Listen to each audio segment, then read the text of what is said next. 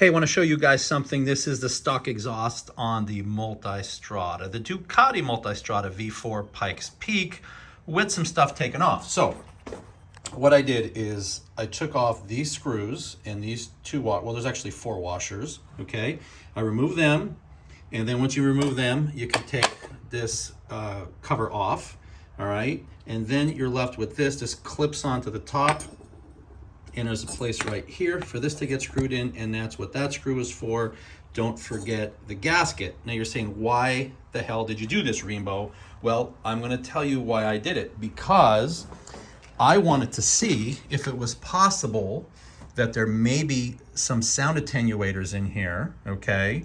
AKA some sort of a baffle, and there is, but as you can clearly see, there's nothing here to remove. There's no screws, there's no rivets, there's no nothing.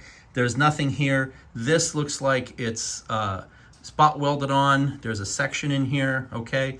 And as you can see, Ducati worked with Akrapovic on here, and they have these little deflectors right here, which deflect the exhaust away from the bike, which is actually awesome. So that's pretty smart to put these here to throw the exhaust away from the bike rather than coming back and discoloring this right here.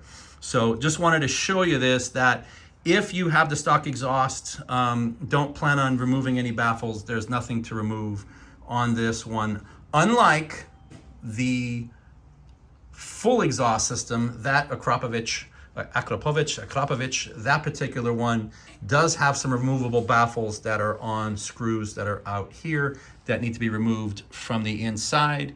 But just want to show you before you waste your time like I did, but I didn't really waste my time. I thought I would share this with everyone, that this is not something you can do on the stock exhaust with the Ducati Multistrada V4 Pikes Peak. This is Rainbow. Please like, please subscribe.